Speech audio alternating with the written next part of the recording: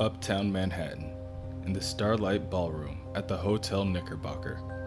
Hammerhead and the new, self-appointed Goblin King hash out the details on their newest agreement. They sit across from each other at a small table with dozens of their henchmen surrounding them on each side. Protection at its finest. During this brief dinner conversation, they enjoy a cage match. Hammerhead has always had a soft spot for simplicity. And cage matches are just that. Simple. 2 men go in, and 1 comes out. Winner takes all. Hammerhead's right hand, Scratch, knocks out his opponent, causing blood to spray on the closely watching onlookers.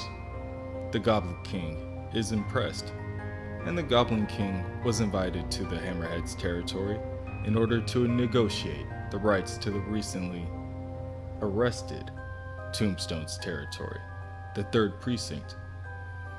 Both Hammerhead and the Goblin will call on their best man, and the 2 will fight to the death. Winner takes all.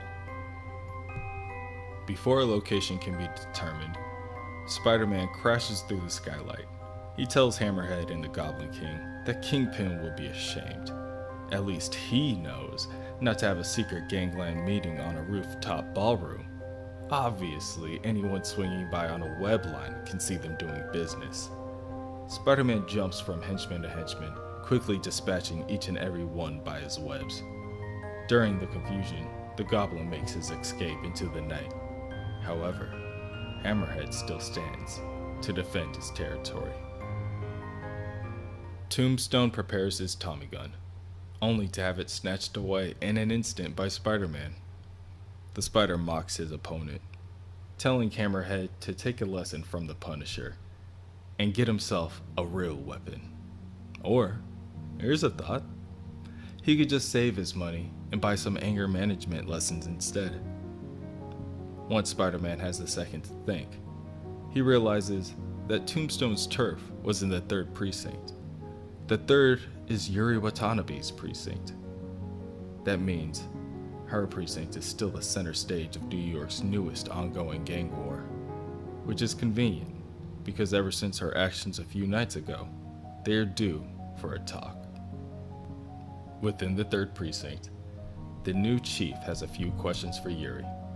The district attorney arrested Judge Howell with the evidence he received from Yuri. She was on specific instruction by the chief to have the photos authenticated first. Yuri responds that she did. It just so happens that even authenticated, the photographic evidence was not enough. However, paired with the written ledger with Tombstone's handwriting confirming all of his pharmaceutical customers, it seems as if it was more than enough. Another unsourced piece of evidence and another anonymous tip. The chief warns Yuri that there are procedures for scenarios like this. Yuri didn't get results. She got revenge. With all that being said, the judge is still requesting to speak with Yuri. He did not tell the chief the specifics on why. However, she believes that Yuri knows where to find him. Rikers Island. Yuri, with her interest piqued, decides to make the trip. On the way, she is stopped by Spider-Man. He warns her that the precinct has become a hot topic in the gang world. With Tombstone gone, there is another power vacuum that everyone is itching to fill. Yuri tells Spider-Man that the system is failing. It's run by idiots, paper pushers, and corrupt judges. It's just one big joke. She's just not laughing anymore. Meanwhile, in downtown Manhattan, the Hammerhead prepares for his upcoming match. He oversees a small crew of construction workers erect a metal cage in the shape of an octagon onto a stage. He informs his men to reach out to the Goblin King and tell him that the preparations will be finished by midnight. One of his men is worried. With Scratch being arrested after the altercation with Spider-Man, they don't have anyone of that caliber left to fight. Hammerhead just laughs, and a nearby informant makes a call. Within Rikers Island State Penitentiary, Judge Howell makes his confession to Yuri. Yuri states that if he would like to wait, she would be more than happy to get the DA to put his confession on record. He ignores her and continues. Yes, he admits, he bought the drugs from Tombstone. They were painkillers for his wife. His wife had a tumor removed from her spine and has been in constant agony ever since. The medications she received were never enough, and she needed more. Yuri asks, is that why he let Tombstone walk? And he adamantly objects.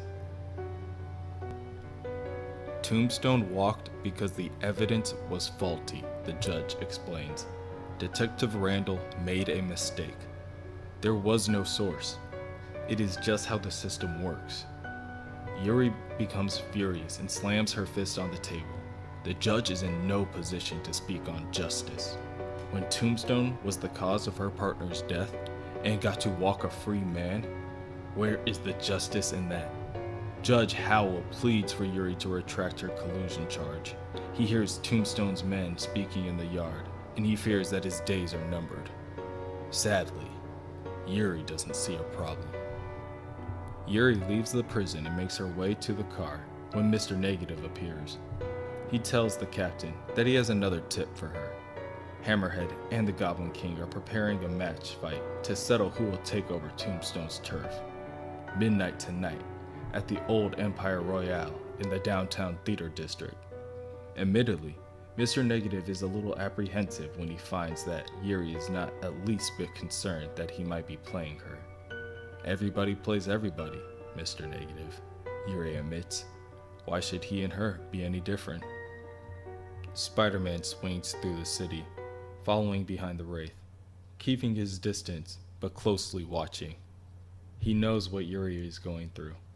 He blamed himself for his uncle's death, Gwen Stacy's, Harry's, and even Jean DeWolf's, the first Wraith. He knows more than most that no one can live with that kind of guilt. The natural reaction would be to turn it outward, to find others to share the blame, and that's when life gets dark. Because the guilt never really goes away, and there's always someone new to blame. Inside the theater, the Goblin King chuckles and chides as he hears that Hammerhead's man Scratch is in police custody. That's really a tough break, and he sympathizes. He truly does. But a deal's a deal, and his boy Painmaker is ready to fight. If Hammerhead can't put a man in the cage, Hammerhead interrupts. He tells Goblin that he used to be an enforcer for the Maggia back in the day. He's well aware of the situation and he's prepared for a fight. Now that he has his own turf, people often ask him how he got to the top. There's only one way, he always responds. Head first. Hammerhead rips open the cage barrier and walks into the octagon, ramming his metal-plated head against his opponent's abdomen, causing blood to erupt from his mouth. Hammerhead tackles Painkiller to the ground and begins to savagely beat on him with his fists, over and over, one after another, until his opponent lays still in a pool of his own blood. The Goblin King stares on, at a loss of words, before a crash is heard and Spider-Man and the Wraith quickly begin to dispatch the surrounding henchmen. The Wraith warns the henchmen that this will be the result of any action taken within her territory. Spider-Man warns her from using terms like those. They protect people, not territories. With the momentary distraction, Hammerhead is awarded an opportunity. He grabs Spider-Man from outside the cage and pulls him in, throwing him against the bars. People like Spider-Man, people like the Goblin King, they see a guy like Hammerhead, a guy wearing a suit, carrying a gun, who has a plate in his head, and they think they know him. He begins to headbutt Spider-Man over and over, leaving him nowhere to run, and tells him that they don't know him at all. Spider-Man agrees. He doesn't know him, and sometimes he wonders if someone can really know anyone at all.